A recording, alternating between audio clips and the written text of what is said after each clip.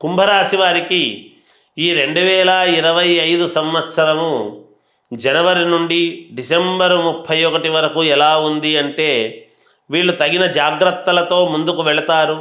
ప్రతి అడుగు ఒకటికి 2 సార్లు ఆలోచన చేసి వేయడం కానీ చేయడం కానీ జరుగుతుంది.